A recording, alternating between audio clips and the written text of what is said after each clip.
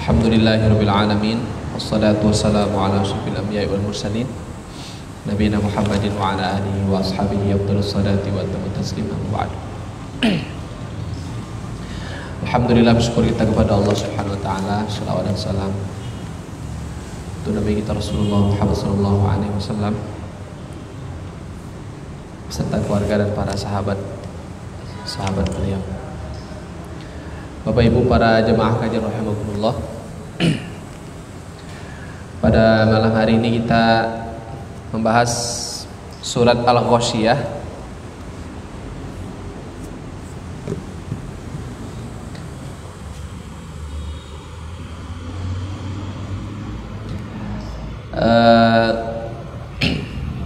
Saya ingat saya sudah pernah dibahas ini ayat-ayat pertama ini. Tapi walaupun begitu sedikit kita singgung saja nanti. Nanti kita akan fokus pada ayat yang ketiga. A'udzubillahi minasyaitonir rajim. Bismillahirrahmanirrahim. Hal ataka haditsul ghasyiyah.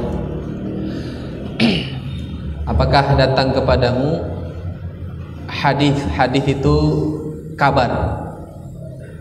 Ya, bisa juga perkataan, kabar atau cerita tentang Al-Ghasyiyah. Al-Ghasyiyah adalah salah satu dari nama hari kiamat.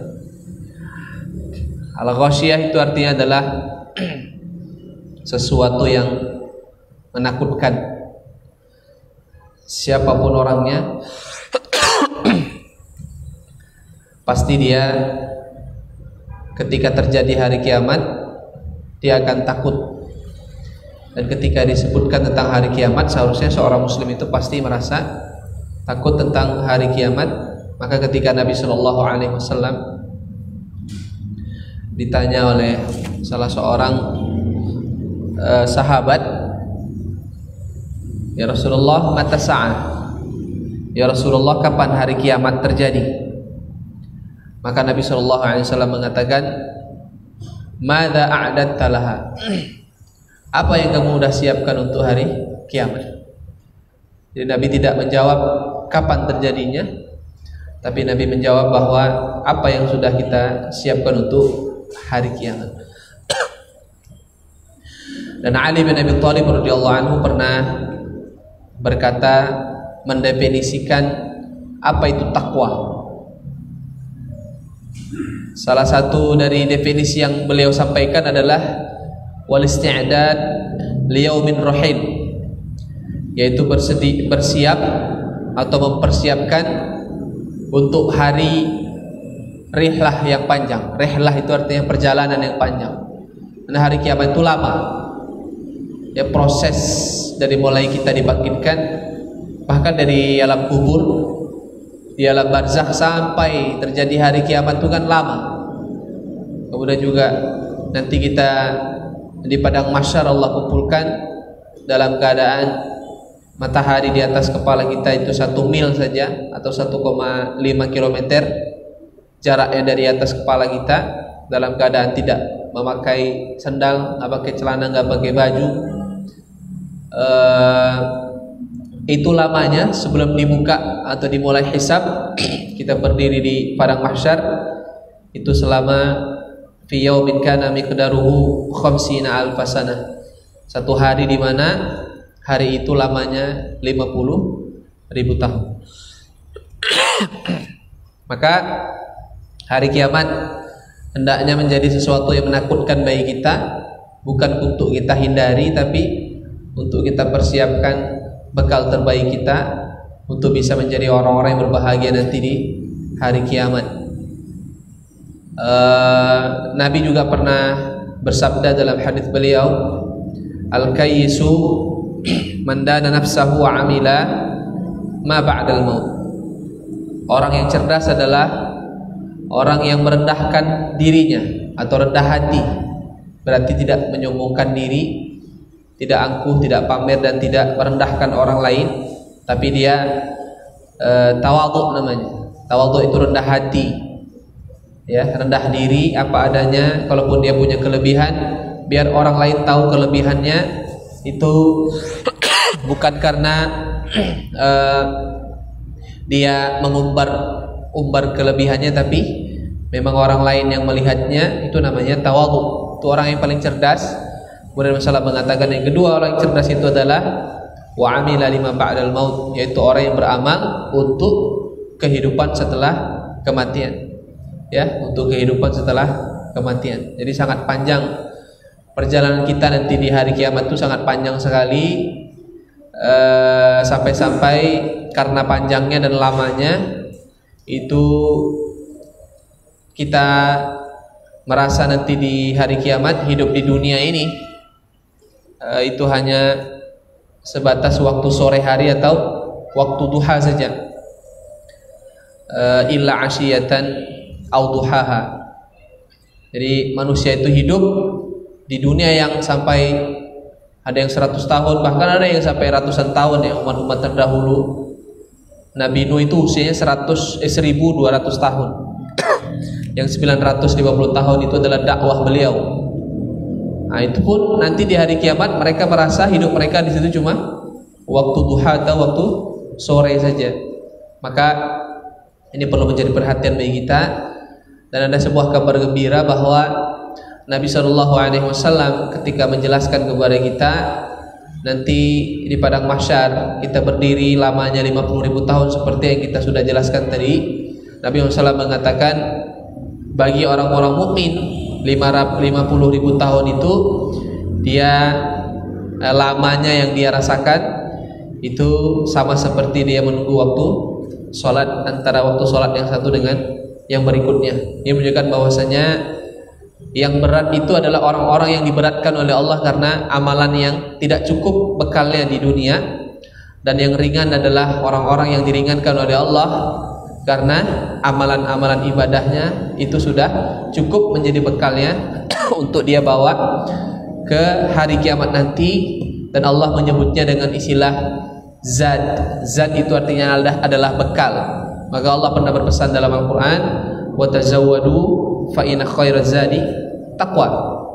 Persiapkanlah bekal kalian, dan sebaik-baik bekal adalah takwa kepada Allah Subhanahu wa taala. Jadi Bapak Ibu rahimakumullah, yang terpenting bagi kita bagaimana kita bisa mempersiapkan hari yang menakutkan itu, yang disebut dengan hari Al-Ghasyiyah. Apa bentuk atau bagaimana keadaan manusia pada hari Al-Ghasyiyah tadi, di hari kiamat tadi? Di antaranya ini nggak semua, ini orang-orang yang memang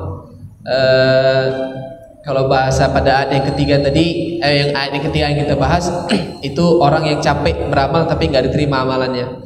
Nah, siapakah mereka? Nanti kita bahas. Dan bagaimana keadaan mereka di hari kiamat tersebut? Allah katakan pada ayat yang kedua, wujuhu yauma idzin khashi'ah. Pada hari itu wujuh itu jamak dari wajah, wajhun, wajah mereka yauma idzin, pada hari itu khashi'ah. Khashi'ah itu artinya adalah dhalulah. Ya, dhalulah itu artinya sangat terhina. Juga bisa kita katakan wajah mereka itu sangat kebingungan, ketakutan, khawatir, takut, khawatir, cemas itu berkumpul jadi satu karena mereka sudah tahu tempat mereka itu surga ataupun neraka. Sampai-sampai saking takutnya, kemudian cemas, khawatir, kalau bahasa kita ini jantungan, bahkan itu keringat mereka bisa sampai membanjiri tubuh mereka. Maka Nabi SAW pernah menyampaikan tentang keadaan di padang mahsyar, yaitu tadi saya sudah singgung bahwa di padang mahsyar nanti orang-orang itu berdiri lamanya 50.000 tahun dalam keadaan telanjang. Dan kata Nabi SAW, beliau mengatakan ada orang yang tidak berkeringat, ada orang yang keringatnya hanya membasahi tubuhnya saja, dan ada orang yang berkeringat, keringatnya sampai menenggelamkan mata kakinya, ada yang sampai menenggelamkan lututnya, sampai ke pinggang, sampai ke dada, sampai ke telinga, dan sampai menenggelamkan dirinya. Kenapa bisa demikian? Itu karena takut dan cemas. Nah, itulah disebut dengan wujuh yauma idzin khasyi'ah. Khasyi'ah itu juga takut. ya, khosyi'ah, khusyuk. Dan kita diminta oleh Nabi SAW untuk berdoa kepada Allah agar kita ini berlindung kepada Allah dari hati yang tidak khusyuk. Salah satu doa yang diajarkan Nabi SAW yang hendaknya perlu menjadi perhatian bagi kita tentang hati ini, hati yang takut, hati yang khusyuk. Khusyuk itu takut. Nabi SAW berdoa, Allahumma inni a'udzubika min qalbin la yakhsha. Ya Allah, aku berlindung kepadamu dari hati yang tidak khusyuk. Ya, hati yang tidak khusyuk itu udah berarti hati yang lalai lawannya. Hati yang lalai itu tempatnya adalah setan. Jadi hati yang lalai itu adalah tempat setan. Makanya setan itu akan kuat pengaruhnya kepada manusia ketika hatinya lalai. Lalai dari apa? Lalai dari zikir, lalai dari beribadah. Salah satu bentuk lalai dari ibadah adalah melalaikan sholat berjamaah. Nabi SAW Allah Ta'ala kan mengatakan dalam Al-Quran, fawailul lil musallin, celakalah orang-orang yang sholat.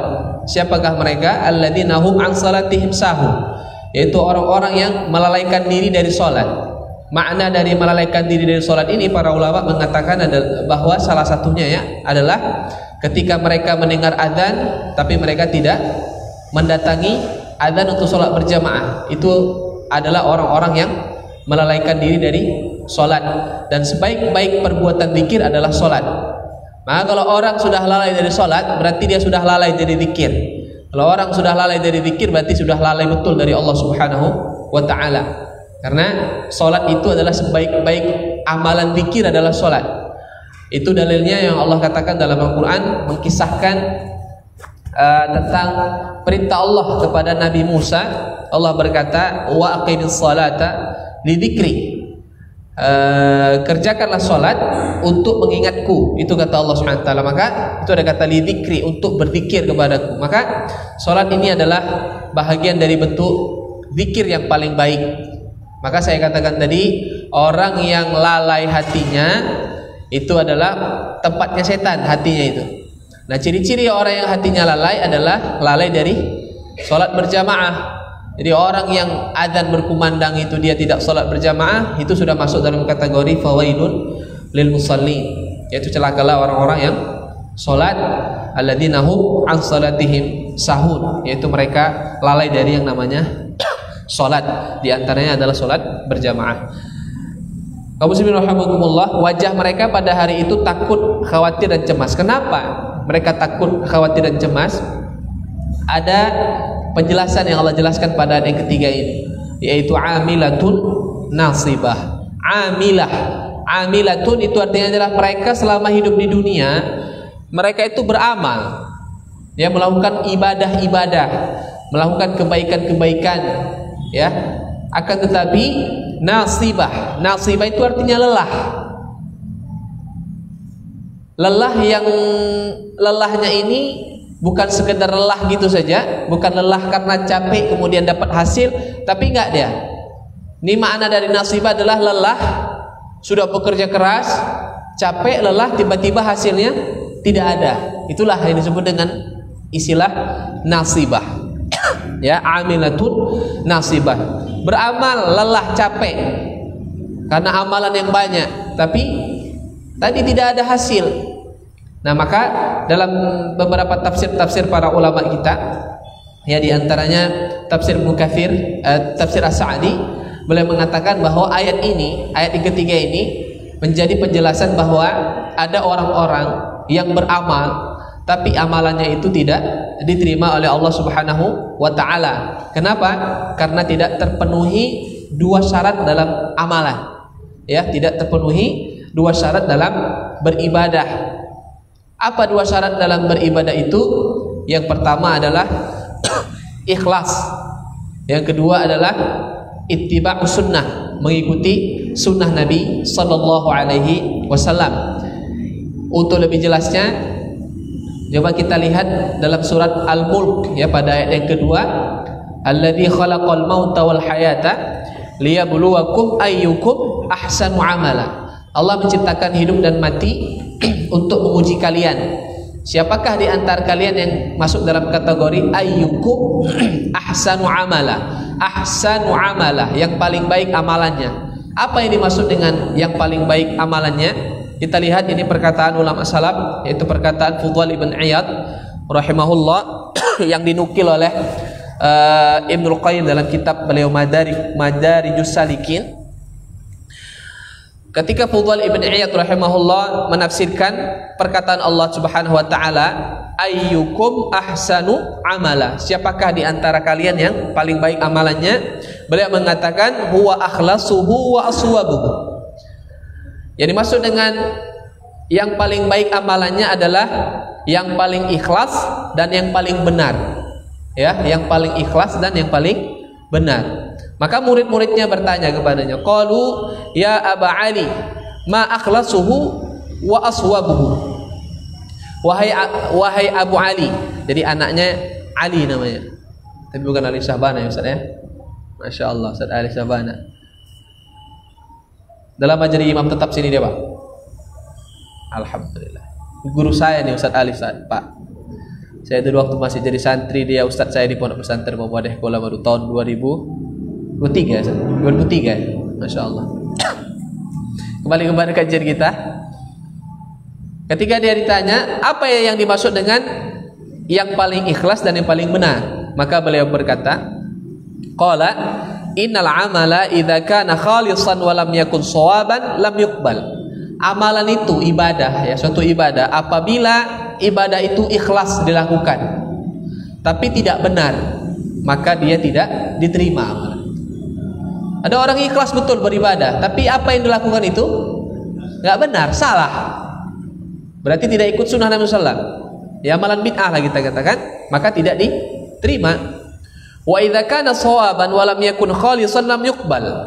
Apabila amalannya itu benar, tapi tidak ikhlas dalam mengamalkannya, maka amalan itu juga tidak diterima oleh Allah Subhanahu wa taala. Maka beliau mengatakan hatta yakuna khalisan wasawaban, sampai amalan itu betul-betul ikhlas saat mengamalkannya, kemudian amalan tersebut adalah amalan yang benar yang telah diajarkan oleh Nabi sallallahu alaihi wasallam. Kemudian juga beliau mengatakan al khalisu an yakuna lillah, yang namanya ikhlas itu adalah beramal karena Allah, itu namanya ikhlas. Kemudian beliau mengatakan wassawabu an yakuna ala sunnah, yang namanya amalan itu benar adalah amalan tersebut dilakukan atas dasar sunnah Nabi sallallahu alaihi wasallam. Kemudian beliau membaca ayat Al-Quran surat Al-Kahfi ayat 110, ayat yang terakhir ya, surat Al-Kahfi ayat terakhir. Beliau membaca ayat ini dengan firman Allah Ta'ala, faman kana yarju liqa'a rabbih falya'mal 'amalan salihan wa la yusyrik bi'ibadati rabbih ahada. Siapa yang ingin bertemu dengan Allah nanti di hari kiamat, ya, pasti kita ingin bertemu dengan Allah, dan bertemu dengan Allah itu hanya bisa didapatkan kalau kita masuk surga. Satu hal yang perlu saya sampaikan sebelum kita jelaskan ayat ini, bahwa kalau di dalam hadis itu kan Nabi SAW menceritakan nanti kita di hari kiamat diadili, dihakimi oleh Allah, dihisab oleh Allah Ta'ala, itu tidak ada penterjemah antara kita dengan Allah Subhanahu Wa Ta'ala. Ma min ahadin ma minkum illa sayukallimuhu rabbuhu wa laysa bainahu wa bainallahi turjuman. Setiap manusia, setiap kita nanti kita akan langsung berbicara dengan Allah Subhanahu wa taala di hari kiamat saat kita dihisab, dan tidak ada penterjemah sama sekali. Artinya tidak ada perantara. Allah langsung bertanya, ata'rifu dzamba kadza, kamu masih ingat kamu pernah buat dosa ini? Ata'rifu dzamba kadza, kamu masih ingat pernah buat ini, pernah buat ini? Semua disebutkan oleh Ta'ala. Itu kan terjadi dialog, tapi di situ ulama sepakat bahwa saat itu kita hanya dengar suara Allah saja, kita tidak melihat wajah Allah Subhanahu wa taala. Dan wajah Allah itu akan hanya bisa dilihat itu saat nanti kita berada di dalam surga, sebagaimana yang Allah katakan dalam Al-Qur'an, wujuhu yawma idzin nadhirah ila rabbiha nadhirah. Pada hari itu wajah mereka berbahagia. Kenapa? Karena mereka melihat wajah Allah Subhanahu wa taala. Kemudian dalam sebuah hadis Nabi SAW juga mengatakan bahwa innakum satarawna rabbakum kama tarawna hadzal qamar la tudarruna bihi syai'a. Nanti kalian akan melihat wajah Allah sebagaimana kalian melihat bulan purnama ini, tidak ada penghalangnya sama sekali. Kemudian Nabi SAW juga pernah berkata, ketika orang-orang yang menjadi penghuni surga mereka sibuk dengan kenikmatan yang ada di surga, maka tiba-tiba malaikat berkata, berseru memanggil penghuni surga dengan berkata, sesungguhnya Allah memiliki janji kepada kalian yang hari ini akan Allah tepati janji tersebut. Maka orang penghuni surga berkata, janji yang mana lagi yang Allah janjikan kepada kami yang belum Allah tunaikan? Jadi orang di surga itu beranggapan bahwasanya inilah surga yang kami dapatkan dengan kenikmatannya, inilah janji Allah. Kemudian malaikat tersebut berkata, sesungguhnya Allah berjanji kepada kalian bahwa Allah akan memperlihatkan wajahnya kepada kalian. Kemudian ada kata fayukshafu anhumul hijab, maka hijab penghalang antara penglihatan mereka dengan Allah Subhanahu wa taala itu dibuka, diangkat oleh Allah taala. Kemudian mereka melihat Allah Subhanahu wa taala dengan keadaan wajah mereka berseri-seri seperti katakan tadi. Kemudian Nabi SAW berkata, ketika mereka melihat wajah Allah, semua kenikmatan yang ada di surga itu hambar, tidak ada rasanya, yang tidak bisa ditandingi dengan nikmatnya melihat wajah Allah Subhanahu wa taala. Semoga Allah menjadikan kita orang-orang yang berbahagia nanti di hari kiamat karena melihat wajah Allah Subhanahu wa taala. Amin ya rabbal alamin. Nah, pertanyaannya adalah bagaimana cara kita supaya kita nanti bisa melihat wajah Allah Subhanahu wa taala nanti di hari kiamat? Ya, ini perlu menjadi perhatian bagi kita. Dan Allah sudah sebutkan ini dalam Al-Qur'an surah Al-Kahfi ayat 110 tadi. Caranya adalah Allah tadi berkata, "Faman kana yarju liqa rabbih." Siapa yang ingin atau berharap bertemu dengan Allah Subhanahu wa taala, yang pertama falyamal amalan salihah, hendaklah dia beramal soleh. Nah, sekarang kita perlu tahu definisi amal soleh itu apa. Apakah sebuah kebaikan itu dikatakan amal soleh? Jawabannya enggak. Yang namanya amal soleh itu adalah apabila amal soleh tersebut, ibadah tersebut, amalan tersebut ada tuntunannya dalam syariat kita, baik dari Al-Quran ataupun dari sunnah Nabi SAW. Kalau tidak ada, maka itu bukan amal soleh, walaupun semua orang menganggap itu amal soleh, dan walaupun semua orang menganggap itu baik, dan walaupun semua orang menganggap itu sesuatu yang dihasankan, dibaikkan. Akan tetapi ketika tidak ada tuntunan dari Nabi SAW, maka tidak layak disebut dengan istilah amal soleh, dan karena dia tidak masuk dalam kategori atau definisi cakupannya tidak masuk dalam kategori amal soleh. Karena amal soleh itu dikatakan soleh, baik itu apabila baik menurut syariat. Kalau menurut syariat tidak baik, maka itu tidak dikatakan amal soleh. Untuk lebih jelasnya lagi, nanti kita bisa naik pada surat Al-Kahfi pada beberapa ayat sebelumnya di lembaran atau halaman terakhir surat Al-Kahfi. Itu Allah Subhanahu wa taala menyebutkan orang-orang yang beramal tapi rugi, sama seperti ayat yang ketiga ini. Yang ketiga tadi kan kita katakan mereka beramal tapi rugi, capek, lelah tapi nggak dapat apa-apa, nggak dihargai sama sekali oleh Allah taala. Di situ Allah Subhanahu wa taala menjelaskan, qul hal nunabbiukum bil akhsarina a'mala alladziina dhalla sa'yuhum fil hayati dunya wa hum yahsabuna annahum yuhsinuna sun'ah.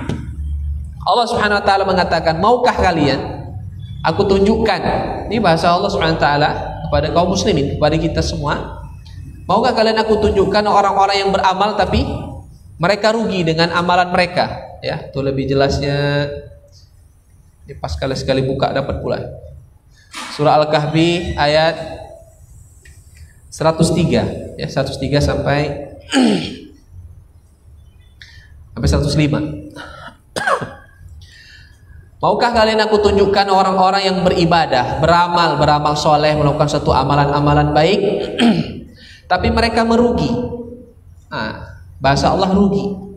Kenapa dikatakan rugi? Karena tadi capek beramal nggak Allah terima, nggak dihargai oleh Allah, nggak dibalas oleh Ta'ala. Nanti di hari kiamat juga kalau Allah katakan surah Al-Furqan, faja'alnahu haba'an manthura, kami jadikan seperti debu yang berterbangan. Jadi amalan itu numpuk banyak, dia ditunjukkan kamu pernah buat ini itu semuanya banyak, nampak kayaknya dia udah senang, wah banyak amalnya, banyak perbuatan baiknya, tapi tiba-tiba amalan itu dihilangkan oleh Allah seperti debu yang diterpa angin kencang, hilang, habis, nggak ada apa-apanya. Siapakah mereka? Alladzina dhalla sa'yuhum fil hayatid dunya, yaitu orang-orang yang dhalla itu artinya sesat atau salah. Dan Nabi mengatakan kullu bid'atin dhalalah. Dan setiap yang namanya bid'ah itu sesat. Itu kata Nabi SAW. Jadi itu orang-orang yang sesat. Apanya sesat? Sa'yuhum. Sa'yun itu artinya adalah usaha, amalan, ibadah, perbuatan baik. Itu namanya sa'yun. Maka disebut dengan istilah sesat usaha mereka, amalan mereka itu salah. Kapan? Fil hayatid dunia. Ketika mereka masih hidup di dunia. Tapi masalahnya, kenapa mereka bisa beramal kemudian tidak dihargai oleh Allah Ta'ala, dan amalan mereka ini sesat? Kenapa mereka bisa mau mengamalkan amalan yang tadi, yang salah, kemudian sesat, tapi kalau diamalkan juga? Masalahnya adalah wahum yahsabuna annahum yuhsinuna sun'ah. Masalahnya adalah mereka menganggap, yahsabun, mereka menganggap annahum yuhsinuna sun'a, bahwasanya mereka itu sudah melakukan amalan baik. Makanya para ulama mengatakan bid'ah itu adalah amalan yang baik walaupun semua orang mengatakan baik, tapi kalau itu tidak benar, tidak sesuai dengan sunnah Nabi, maka jangan ragu mengatakan itu bid'ah. Itu kata para ulama kita. Saya ulang sekali lagi, walaupun orang kebanyakan mengatakan dan menganggap itu baik, tapi tidak sesuai dengan sunnah Nabi, maka jangan ragu untuk meninggalkannya, dan jangan ragu mengatakan bahwasanya itu adalah bid'ah. Dan kita juga, Bapak-bapak, Ibu rahimakumullah, kita nggak boleh anti dengan istilah bid'ah ini. Karena memang dari zaman Nabi beliau sudah menyebut istilah bid'ah itu. Ya, istilah bid'ah itu memang sudah muncul dari zaman Nabi. Yang menyebut istilah bid'ah itu kan Nabi, bukan kita. Ya, dalam hadis yang setiap hari Jumat itu dibaca sama khatib Jumat. Tapi rata-rata yang baca muqaddimah ini adalah ya orang-orang yang memang betul-betul mau mengamalkan sunnah saja. Sedangkan orang-orang yang masih mengamalkan bid'ah dan tidak suka dengan istilah bid'ah, bahkan mengatakan kalian ini terlalu sibuk ngurusi bid'ah orang, masih banyak lagi orang-orang yang lain yang nggak sholat yang kalian urusi seharusnya gitu kan, dan sebagainya, itu nggak mau baca muqaddimah ini. Ya, makanya ada dalam cerita perlombaan anak-anak santri gitu kan, begitu dia pakai kalimat fa inna asdaqal hadithi kitabullah wa khairul hadi hadi Muhammadin sallallahu alaihi wasallam wa syarrul umuri muhdatsatuha fa inna kulla muhdatsatin bid'ah wa kulla bid'atin dhalalah wa kulla dhalalatin finnar. Padahal bagus tapi enggak menang dia. Kenapa? Karena ini sibuk menyebutkan istilah bid'ah. Karena bid'ah itu sesat, sementara ada pula yang menganggap bid'ah itu ada dua, bid'ah hasanah dan bid'ah dhalalah. Padahal Nabi SAW telah mengatakan tadi wa kullu bid'atin dhalalah. Setiap bid'ah itu namanya sesat, dan tidak ada bid'ah yang tidak sesat. Jadi kembali kepada ayat yang ketiga dalam surat Al-Ghasyiyah tadi, bahwa kita sampaikan di sana ada orang-orang yang beramal tapi tidak diterima amalannya karena tidak sesuai dengan dua syarat yang kita katakan tadi. Ya, tadi mungkin saya belum saya tuntaskan dari surah Al-Kahfi tadi. Syaratnya kalau kita ingin bertemu dengan Allah Ta'ala adalah kita beramal soleh dengan amalan yang memang betul sesuai dengan sunnah Nabi. Kemudian yang kedua adalah wala yusyrik bi'ibadati rabbih ahada, yaitu jangan pernah berbuat syirik kepada Allah Subhanahu wa Ta'ala. Sebelum saya tutup, jadi intinya adalah yang namanya ikhlas dalam beribadah itu maknanya ada dua. Yang pertama adalah ikhlas itu artinya murni ya. Yang pertama adalah bahwa kita harus betul-betul memurnikan tauhid kita. Jangan kita berbuat syirik semasa kita hidup, dan kita tidak meninggalkan perbuatan syirik tadi. Kalau kita masih berbuat syirik terus kita beribadah, maka kesyirikan ini menjadi penghalang ibadah kita diterima oleh Allah Subhanahu wa Ta'ala. Saya kasih contoh seperti ini. Ada orang datang ke dukun berobat, dan dia dikasih jimat, dan dia pakai jimat. Selama jimat itu masih ada pada dirinya, kalau dia sholat tuh sholatnya nggak diterima. Kalau beribadah nggak diterima, walaupun sah dia, sah sholatnya, dia sholat maghrib, sah sholatnya, dan dia tidak dihukum karena tidak sholat maghrib. Dia sholat maghrib nggak dihukum, tapi Allah nggak menerima pahala sholatnya nggak terima. Kenapa? Karena dia masih mengotori tauhidnya dengan kesyirikan. Itulah namanya ikhlas. Ya, jadi ikhlas dalam beribadah itu adalah saat kita beribadah, saat kita masih hidup ini, kita tidak melakukan praktek perbuatan syirik. Nah, perbuatan syirik yang kita lakukan ini itu akan menghalangi dari diterimanya semua ibadah kita. Makanya kan kasihan ya orang yang pakai jimat, kemudian minta perlindungan kepada Allah, terkadang dia dukun juga pemain kuda kepang misalnya, atau apalah yang ada kaitan dengan syirik-syiriknya itu, atau berdoa di kuburan, atau misalnya dia menyembelih hewan untuk selain Allah Subhanahu wa taala. Jadi baru 2 hari yang lalu ada yang cerita ke saya pernah makan daging kambing yang saya nggak tahu awalnya. Jadi begitu selesai kami makan, rupanya baru cerita ini daging kambing ini potong karena permintaan dari tukang yang ngobati anak. Karena anak ini setiap hari dimimpikan harus motong kambing. Kalau nggak dimotong kambing dia nggak sembuh-sembuh. Ini sakit anak ini. Tapi tiap malam dimimpikan harus potong kambing. Jadi dibawalah ke dibawa ke dukun orang pintar, dibilang oh itu minta syarat supaya sembuh dari penyakit ini. Jadi nggak tahu, artinya bahwa sampai sekarang pun masih ada orang yang menyembelih hewan untuk selain Allah Subhanahu wa taala. Baru 2 hari yang lalu kejadian ini kan. Jadi ini perlu kita hati-hati. Kalau ini masih dilakukan, terus dia sholat, dia beribadah, nggak diterima itu. Kenapa? Karena dia nggak ikhlas. Apanya nggak ikhlas? Tauhidnya. Jadi ikhlas itu artinya murni. Itu yang pertama, makna ikhlas. Dan makna ikhlas yang kedua adalah itu tadi yang jauh dari yang namanya riya. Kalau ini lebih ringan daripada yang pertama. Ya, kalau yang pertama itu semua ibadah nggak diterima. Kalau riya ini ibadah yang ada riyanya saja. Ya, misalnya ada orang melakukan satu amalan, tapi amalan itu tercampur di dalamnya riya, maka amalan itu Allah nggak terima.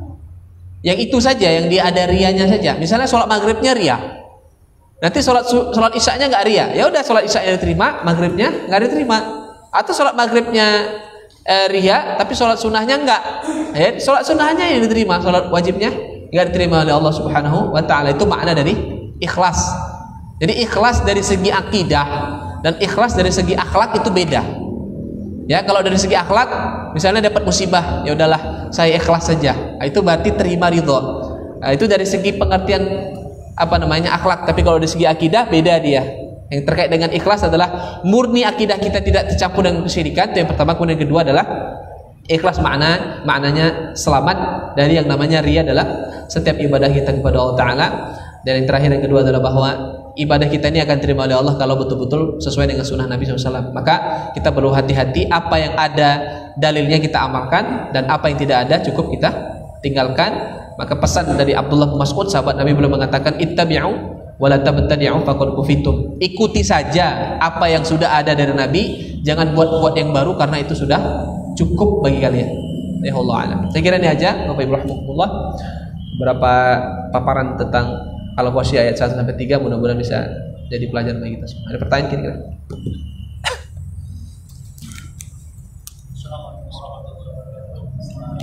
Mengenai kesyirikan tadi Ustaz. Paling sekali itu 2 hari yang lalu. Jadi pas setelah sholat subuh itu ternyata ada orang yang ngambil air, yang di masjid.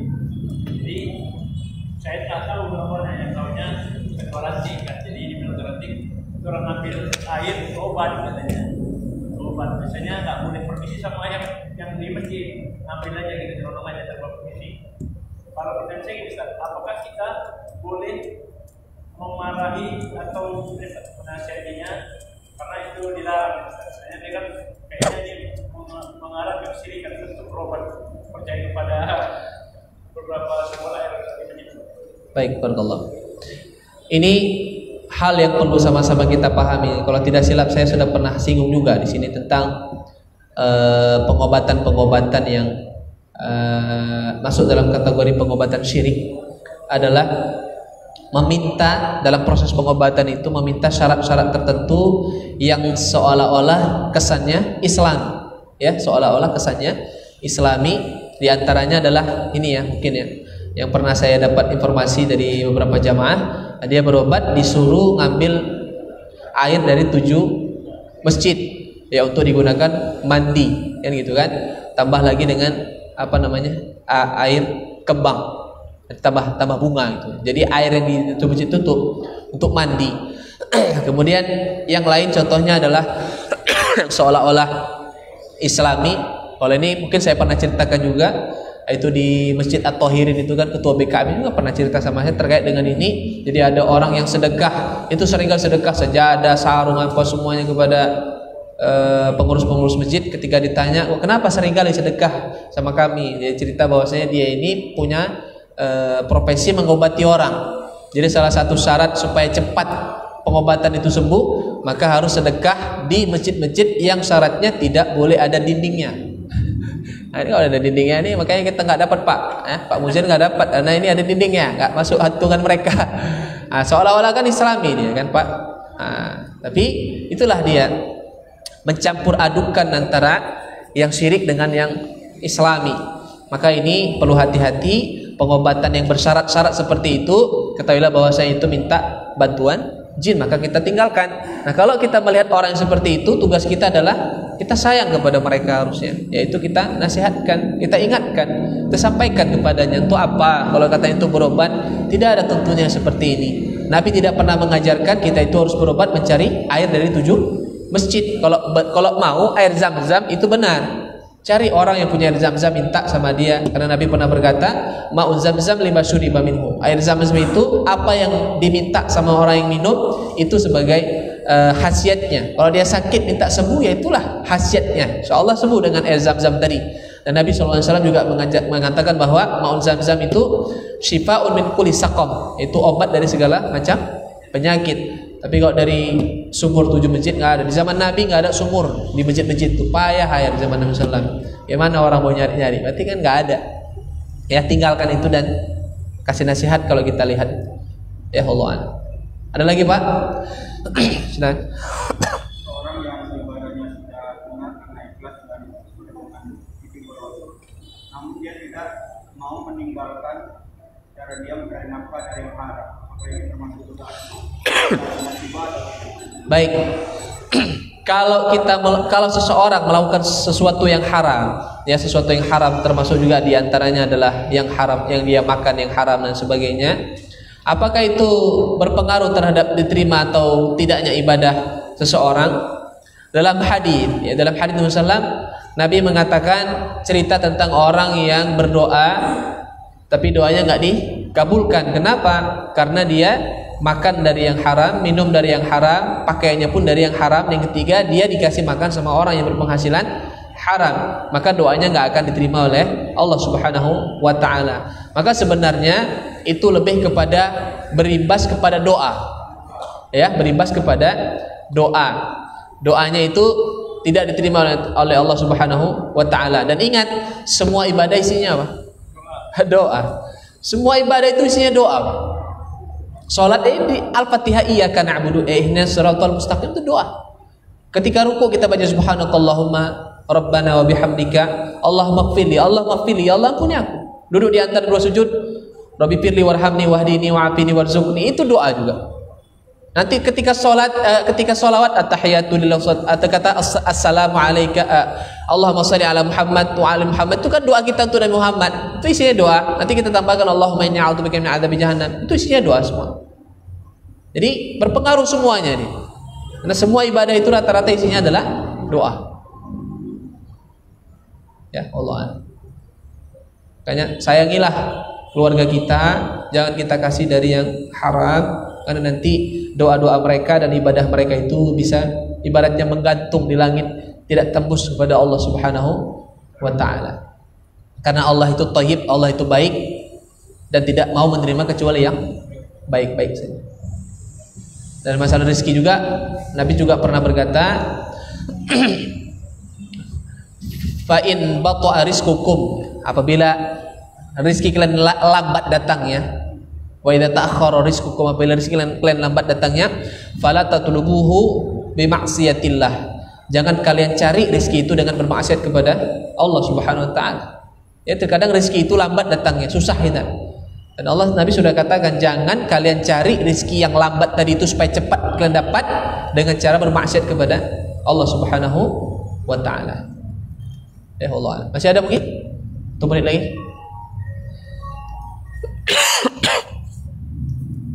Baik, kalau tidak ada, kita padatkan sampai sini kajian kita. InsyaAllah nanti pada pertemuan yang datang kita kembali lanjutkan dalam surat yang sama. Demikian subhanakallahumma wa bihamdika asyhadu an la ilaha illa anta astaghfiruka wa atubu ilaik. Assalamualaikum warahmatullahi wabarakatuh.